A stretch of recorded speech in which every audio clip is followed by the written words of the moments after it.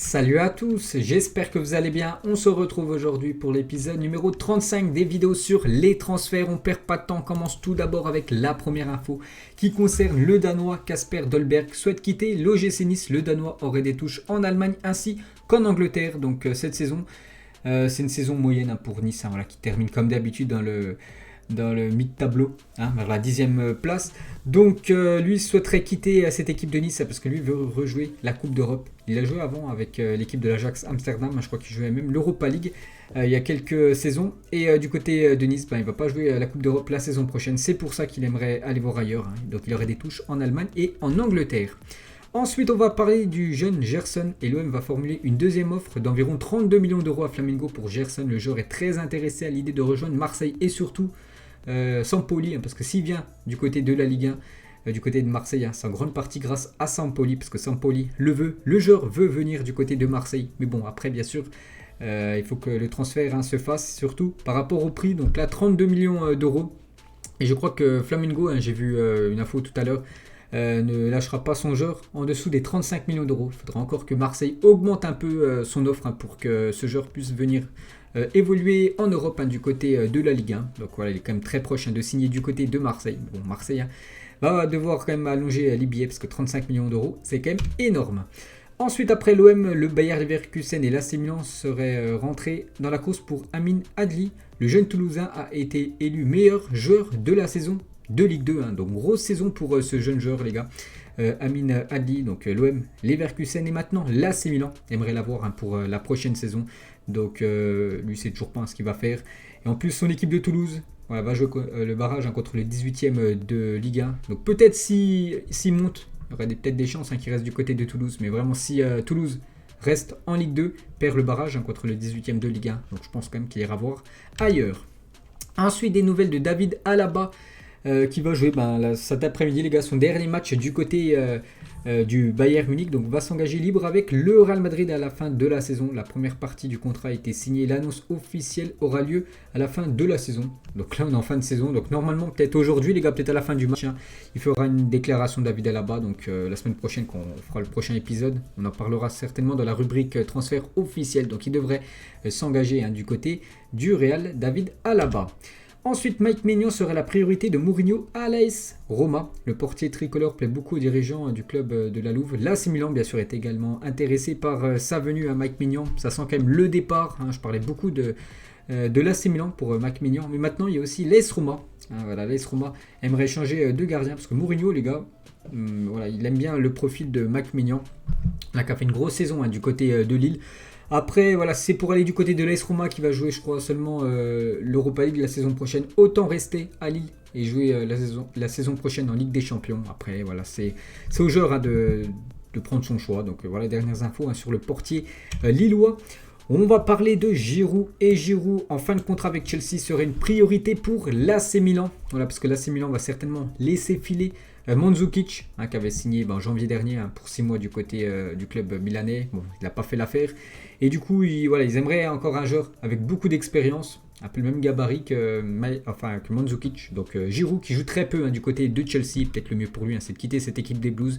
Et pourquoi pas aller du côté de l'AC Milan. Peut-être une attaque Zlatan Giroud. Bon, c'est une attaque quand même lente, mais une attaque avec beaucoup d'expérience peut-être du côté de l'AC Milan lors de la prochaine saison. Ensuite, Maxence Lacroix qui a refusé 2 offres de prolongation venant de Wolfsburg. Plaît beaucoup à Thomas Tuchel du côté de Chelsea. Donc voilà, Maxence Lacroix en plus, Wolfsburg, c'est officiel. Ils joueront bien la saison prochaine en Ligue des Champions. Donc Chelsea a des vues sur le jeune défenseur français. Vraiment un joueur sous-coté à Maxence Lacroix. On en parle très peu, mais il fait une grosse saison pour l'ancien joueur de Sochaux. Il évoluait en Ligue 2 il y a quelques saisons. Donc je sais pas c'est quoi le meilleur choix pour lui. Est-ce que prendre le risque d'aller du côté de Chelsea, quand même pas mal de défenseurs, mais c'est vrai qu'il y a pas mal de défenseurs comme en fin de carrière, plutôt âgés. Je pense à Thiago Silva, à Spilicueta aussi. Ou continuer à Wolfsburg et découvrir la Ligue des Champions la saison prochaine. Je crois le meilleur choix, c'est quand même le deuxième choix. Mais bon, voilà, le joueur prendra cette décision très prochainement, parce qu'on peut voir quand même qu'il a refusé 2 offres de prolongation venant de son club. Ensuite, on va parler de Hakan Çalhanoğlu, aurait reçu une offre de contrat de 3 ans de la part du club qatari Al-Douaï. Le milieu turc dont le bail qui le lie à l'AC Milan prendra fin en juin prochain, donc dans 1 mois et 8 jours. souhaiterait poursuivre son aventure en Europe. Donc lui aimerait encore jouer en Europe, dans une belle équipe européenne. C'est vrai que s'il va du côté du club qatari Al Douai, je pense bien sûr que son salaire sera peut-être doublé, voire triplé, mais lui, il préfère l'aspect sportif que l'aspect financier. Donc il est en fin de contrat, les gars, dans quelques jours. Çalhanoğlu, on ne sait toujours pas ce qu'il va faire. Il a fait une grosse saison quand même cette année du côté de l'AC Milan. Je pense qu'il prendra vraiment sa décision après le dernier match de l'AC Milan. N'oubliez pas que l'AC Milan joue contre l'Atalanta Bergame. Donc je pense qu'il se qualifie pour la Ligue des Champions, il pourrait continuer du côté du club milanais. Mais vraiment, si c'est l'Europa League, je pense qu'il ira voir ailleurs. Le joueur turc. Ensuite, des nouvelles de l'attaquant algérien Bounedjah. L'attaquant star de l'équipe d'Algérie aurait demandé de rejoindre la Première Ligue. Il aimerait en effet rejoindre la Première Ligue et plus précisément le club de Brighton. Je ne sais pas pourquoi. Il a inscrit comme 166 buts en 151 rencontres avec Al Sadd. Je crois que c'est l'équipe de... Enfin, si je ne me trompe pas, de Xavi. Ouais, je ne sais plus. Bref, donc il aimerait quitter le Qatar et venir en Europe du côté de la Première Ligue. Pourquoi pas ? Voilà, je pense qu'il aurait le potentiel pour évoluer du côté de l'Appel, du côté de Brighton, ça peut se faire. Donc pourquoi pas, les gars, le joueur aimerait jouer en PL.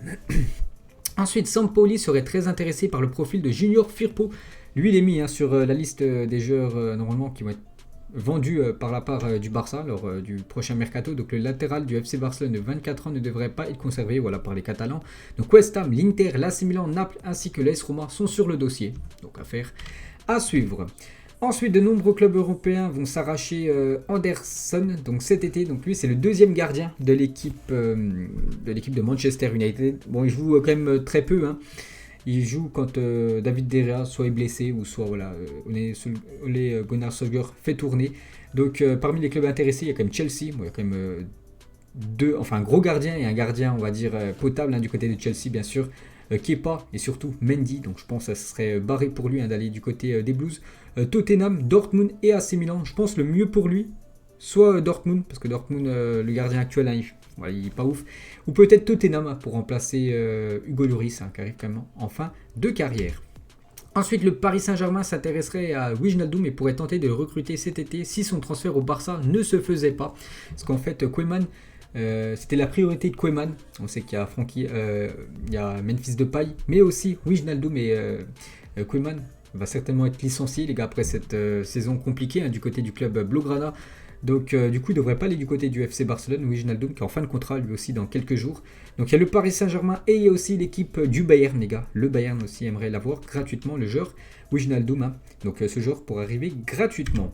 Ensuite, des nouvelles de Pjanic. Donc Pjanic, depuis son départ quand même de la Juventus, c'est un échec du côté du Barça. Allez, il joue très très peu, c'est vraiment dommage qu'à la Juventus, il jouait tout le temps, puis là au Barça, on l'a pas vu cette année. Donc Chelsea et le Paris Saint-Germain ont été sondés pour accueillir Pjanic. Les deux clubs souhaiteraient prendre le temps de la réflexion. Donc voilà les gars, Pjanic peut-être en retour en France, puisqu'il a déjà évolué du côté de Metz et du côté... du côté de Lyon, et pourquoi pas Chelsea. Donc affaire à suivre pour le milieu Pjanic. Le mieux pour lui, de toute façon, c'est un départ. Ou peut-être s'il y a un nouvel entraîneur du côté du Barça, peut-être qu'il jouera un petit peu plus, parce que là, cette saison, il a squatté le banc Pjanic. Ensuite, une info de dernière minute, c'est l'OGC Nice qui va lever l'option d'achat de Jean-Claire Todibo. Un paiement de 8,5 millions d'euros suffira pour le joueur actuellement de l'équipe du Barça prêté à Nice. Du coup, Nice devrait lever l'option d'achat de 8 millions d'euros. Donc, il devrait devenir un joueur à 100%. Niçois. Ensuite, officiel, deux joueurs de Leicester quittent le club. Donc Christian Fuchs et Wes Morgan quitteront Leicester à la fin de la saison. C'était deux joueurs quand même importants de l'année du sacre pour Leicester. C'était en 2016. C'était deux joueurs à chaque fois titulaires. Morgan, je crois, c'est un défenseur jamaïcain, je crois, si je ne me trompe pas. Et Fuchs, je ne sais plus où il joue. Mais voilà, c'était deux joueurs quand même importants lors de l'année du titre. Donc ils vont quitter. Voilà, c'est officiel. Ils quitteront cette équipe de Leicester en fin de saison. Ensuite, un autre transfert officiel, très bon coup de Dijon qui s'offre Mickaël Le Bihan. 19 buts et 5 passes décisives cette saison du côté de la JOCR. Donc il est en fin de contrat. Du coup, il rejoint l'autre club bourguignon, l'équipe de Dijon, qui évoluera aussi en Ligue 2 la saison prochaine. Ensuite, officiel, Mathieu Debuchy ne sera plus un joueur de Saint-Etienne à la fin de la saison. Il est arrivé chez les Verts en 2018. Donc voilà, c'est fini aussi pour Debuchy. Dès que je sais bien sûr son futur club, je vous dirai tout ça. On va parler d'un joueur, c'est Rony Lopez. Et l'OGC Nice ne lèvera pas l'option d'achat de Rony Lopez, parce qu'actuellement il évolue en Ligue 1, fixé à 20 millions d'euros par le FC Séville. Le Portugais aimerait se relancer en Première Ligue, parce que lui, C'était un ancien joueur, je crois, de Monaco. Monaco l'a vendu à l'équipe de Séville et du coup, il faisait pas du tout l'affaire à Séville. Du coup, Séville l'a prêté à Nice. Et le problème, il ne fait pas l'affaire à Nice. Du coup, il va revenir à Séville. Donc, Séville va certainement le reprêter ou le transférer définitivement. Et le Portugais aimerait jouer du côté de l'APL. Donc, affaire à suivre. Ensuite, un transfert officiel, c'est Victor Moses. Sera un joueur du Spartak Moscou. L'année prochaine, l'option d'achat de l'ancien Blues sera obligatoirement levée. Donc pour Victor Moses, les gars, donc il va devenir nouveau joueur du championnat de Russie. Concernant les entraîneurs, donc officiel, Crystal Palace a confirmé que Roy Hodgson quittera le club à la fin de la saison. Donc il avait disputé son dernier match à domicile, Crystal Palace, il y a quelques jours contre l'équipe de Arsenal. Donc lui, ça fait quand même pas mal d'années, je crois qu'il a plus de 75 ans, ça fait pas mal d'années quand même qu'il est entraîneur. Voilà, de beaucoup d'équipes anglaises. Et du coup, lui et le football, voilà, c'est fini. Il prend sa retraite. Du coup, pour le remplacer, du côté de Crystal Palace, ça devrait être Frank Lampard, l'ancien coach des Blues. Ensuite, concernant un autre entraîneur, Tottenham serait intéressé par l'idée de recruter l'actuel entraîneur du Borussia Dortmund, Edin Terzic, pour la saison prochaine. Crystal Palace et Newcastle, on a parlé de Palace juste avant, et aussi Newcastle serait également intéressé pour avoir le coach allemand. Donc lui, il était, actuellement c'est l'entraîneur de Dortmund, mais par intérim, parce que l'année prochaine, Dortmund, ça sera, je crois, Michael Rose, je crois, l'entraîneur actuel du Borussia Mönchengladbach, qui a déjà signé pour la prochaine saison du côté de Dortmund. Donc lui, c'était jusqu'à la fin de saison qu'il prenait cette équipe de Dortmund. Donc il pourrait partir en Angleterre. Tottenham, Crystal Palace et Newcastle, on a vu sur le coach allemand. Ensuite, en France, Christophe Galtier sera certainement l'entraîneur de Lyon la saison prochaine. Grosse info quand même. Mieux, il pourrait être présenté par Olas et Juninho en début de semaine prochaine. Donc peut-être après-demain, les gars. J'en sais rien, vu que demain soir, c'est la dernière journée de Ligue 1. Donc peut-être lundi, mardi, j'en sais rien. Ça peut se faire très rapidement. Christophe Galtier devrait quand même quitter cette équipe de Lille. Et pourquoi pas aller du côté de Lyon pour remplacer Rudy Garcia. Ensuite, un autre entraîneur. Lui aussi quitte son club. Officiel, Nuno Espirito Santo effectuera son dernier match avec Wolverhampton demain contre Manchester United. Donc un accord à l'amiable. Donc voilà, il est en fin de contrat. Et du coup, je crois que Wolverhampton voulait le prolonger, lui il veut pas. Donc il va certainement coacher ailleurs, Nuno. Donc il y aura un nouveau coach à Wolverhampton pour la prochaine saison. Claudio Ranieri aussi a décidé de quitter la Sampdoria à la fin de la saison. L'ancien coach de l'AS Monaco ou même de Leicester.